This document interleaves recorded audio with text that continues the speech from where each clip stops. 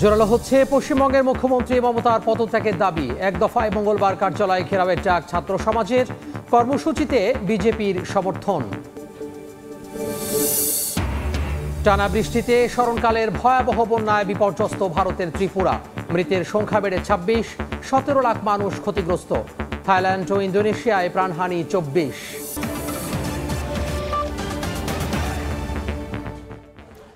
আন্তর্জাতিক সময়ে সঙ্গে আছি আমি তোহা খান তামিম। ভারতের কলকাতায় নারী চিকিৎসককে ধর্ষণ ও হত্যার জেরে ক্রমেই জোরালো হচ্ছে মুখ্যমন্ত্রী মমতা বন্দ্যোপাধ্যায়ের পদত্যাগের এক দফা দাবি। মঙ্গলবার ছাত্র সমাজের ডাকে দেওয়া হয়েছে কার্যালয় ঘেরাও কর্মসূচিও। এতে সমর্থন দিয়েছে বিজেপিও। কর্মসূচির দিন শহরে বিশৃঙ্খলার আশঙ্কায় বাসিন্দারা। সুব্রত আচার্যের রিপোর্টে বিস্তারিত। ছবি তুলেছেন বিশ্বজিৎ দাস। মমতা বন্দ্যোপাধ্যায়ের পদত্যাগের এক দফা দাবিতে এবার মুখ্যমন্ত্রী মমতা বন্দ্যোপাধ্যায়ের কার্যালয় ঘেরাওয়ের কর্মসূচি ছাত্র সমাজের। মঙ্গলবার ডাকা এই কর্মসূচিতে সমর্থন দিয়ে দাবি যেন আরও জোরালো করল কেন্দ্রের ক্ষমতাসীন দল বিজেপি। ঘোষণা অনুযায়ী কার্যালয় ঘেরাওয়ের কর্মসূচিতে ছাত্র সমাজের সঙ্গে রাস্তায় থাকবেন বিজেপির নেতাকর্মীরা। এতেই নাশকতার শঙ্কা তৈরি হয়েছে রাজ্য সরকারের গোয়েন্দাদের মাঝে। কর্মকর্তারা জানিয়েছেন কর্মসূচি ঘিরে বাড়তি সতর্ক অবস্থানে থাকবে প্রশাসন। আতঙ্কে আছেন শহরের সাধারণ বাসিন্দারাও। এই গভর্নমেন্ট বাড়াবাড়ি করে ফেলছে, যে কোনো জিনিস ধামাচাপা দেওয়ার জন্য প্রশাসন এটার সাথে জড়িয়ে আছে। অল কাস্ট এন্ড ক্রিড এখন রাস্তায় নেমে পড়েছে, তো এটা আমার মনে হয় খুব একটা ভালো সংকেত নয়। মমতার পদত্যাগের দাবির কর্মসূচি শুরু হয় সম্প্রতি নারী চিকিৎসককে ধর্ষণের পর হত্যার ঘটনাকে কেন্দ্র করে। ১৫ দিন পেরিয়ে গেলেও এই ঘটনায় সন্দেহভাজন একজন ছাড়া আর কাউকে গ্রেপ্তার করতে পারেনি রাজ্য পুলিশ। যদিও তদন্তের দায়িত্ব স্থানীয় পুলিশের হাত থেকে ঘুরে গেছে সিবিআইয়ের কাছে। তারাও আশানুরূপ অগ্রগতি দেখাতে পারছেন না বলে অভিযোগ বিক্ষোভকারীদের। ৮ আগস্ট কলকাতার আরজিকর মেডিকেল কলেজ ও হাসপাতালে নারী চিকিৎসককে হত্যাকাণ্ড নাড়িয়ে দেয় পুরো ভারতকে। এরপর থেকেই বিচারের দাবিতে বিক্ষোভ শুরু করেন নানা শ্রেণী পেশার মানুষ। সম্প্রতি সুপ্রিম কোর্টের আহ্বানে পশ্চিমবঙ্গ ছাড়া বাকি রাজ্যের চিকিৎসকরা কর্মবিরতি প্রত্যাহার করে কাজে ফিরতে শুরু করেছেন। সুব্রত আচার্য, সময় সংবাদ, ভারত। প্রাকৃতিক দুর্যোগে বিপর্যস্ত এশিয়ার বিভিন্ন দেশ। এর মধ্যে বন্যায় ভারতের ত্রিপুরা রাজ্যে মৃতের সংখ্যা বেড়ে দাঁড়িয়েছে ২৬ জনে। ক্ষতিগ্রস্ত হয়েছেন অন্তত ১৭ লাখ মানুষ।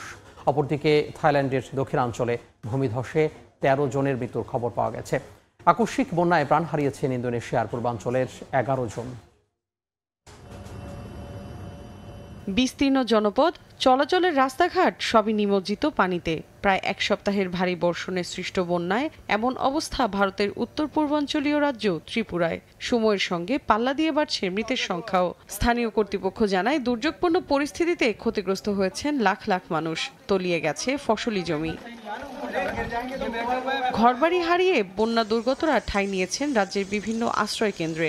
একই ঘরে দিনরাত কাটাচ্ছেন নানা বয়সী মানুষ। অসুস্থদের মাঝে ওষুধ বিতরণ করছেন স্বেচ্ছাসেবীরা। গলা সময় না জল হয়েছে, টুলির উপরে জল গেছে, জিনিসপত্র কাগজপত্র সব ভিজে গেছে। আমরা ধান পাইতেছি না দেখে আমরা স্কুল আয়া করছি। জিনিসপত্র, কাপড় জামা, রেশন কার্ড, স্কুলের বই টই, খাতা টাতা, এর মধ্যে ব্যাংকের বই টই, গ্রামীণ ব্যাগের বই, বহুত কিছু নষ্ট হয়েছে আর কি। এদিকে বেশ কিছু এলাকা থেকে পানি নেমে গেলেও গোমতী, দক্ষিণ ত্রিপুরা, আগরতলা সহ বিভিন্ন স্থানে বেড়েছে বন্যার ব্যাপকতা। বৈরী আবহাওয়ার একই পরিস্থিতি থাইল্যান্ডের দক্ষিণাঞ্চলেও। ইয়ম নদীর পানি বেড়ে বন্যার পাশাপাশি দেখা দিয়েছে ভূমিধস। ক্রমেই বাড়ছে মৃতের সংখ্যা। স্থানীয় সময় শনিবার দুর্যোগপূর্ণ এলাকাগুলোতে ত্রাণ সহায়তা দিয়েছেন সংশ্লিষ্টরা। স্থানীয় সময় রোববার আকস্মিক বন্যায় ইন্দোনেশিয়ার পূর্বাঞ্চলে বেশ কয়েকজনের প্রাণহানি ঘটে। জীবিত উদ্ধার হয় আরও অনেকে। ভেঙে পড়ে যোগাযোগ ব্যবস্থা, ধসে যায় বহু ঘরবাড়ি। মৌসুমী সাথী, সময় সংবাদ। ২০৩০ সালের মধ্যে এশিয়া ও প্রশান্ত মহাসাগরীয় অঞ্চলে প্রাকৃতিক দুর্যোগ ৪০% বাড়বে বলে সতর্ক করেছে জাতিসংঘ। বৃহস্পতিবার ফিলিপিন্সের রাজধানী ম্যানিলায় এক সংবাদ সম্মেলনে এই পূর্বাভাস দেয় সংস্থাটির দুর্যোগ ঝুঁকি হ্রাস বিষয়ক দফতর। প্রাকৃতিক দুর্যোগ মোকাবিলায় তাদের প্রস্তুতি ও দক্ষতা আরও বাড়ানো প্রয়োজন বলে মনে করে সংস্থাটি। জলবায়ু পরিবর্তনের জেরে বিভিন্ন দেশে দেখা দিয়েছে আবহাওয়ার ব্যাপক রদবদল। চলতি বছর এই পরিবর্তন যেন মারাত্মক আকার ধারণ করেছে। অতিরিক্ত গরম, তীব্র শীত, টর্নেডো, জলোচ্ছ্বাস, অতিবৃষ্টি, বন্যা, ভূমিধস সহ বিভিন্ন প্রাকৃতিক দুর্যোগে নাজেহাল গোটা বিশ্ব। তবে 2030 সালের মধ্যে এই বিপর্যয়ের পরিমাণ 40% বাড়বে বলে পূর্বাভাস দিয়েছে জাতিসংঘের দুর্যোগ ঝুঁকি হ্রাস বিষয়ক দফতর UNDRR।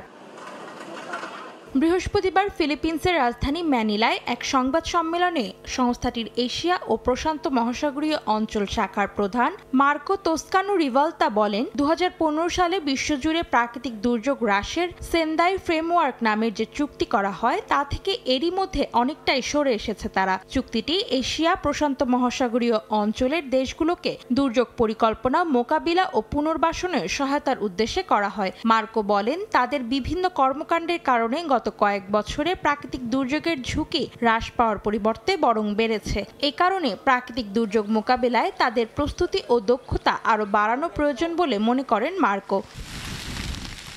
দুর্যোগের ঝুঁকি হ্রাসের ইস্যুতে সংস্থাটি অক্টোবরে এশিয়া প্রশান্ত মহাসাগরীয় অঞ্চলের দেশগুলোর মন্ত্রী পর্যায়ের সম্মেলনের ঘোষণা দিয়েছে। এখানে 62টি দেশের মোট 2500 প্রতিনিধি অংশ নেবেন বলে আশা করা হচ্ছে। অন্তরা সেন, সময় সংবাদ।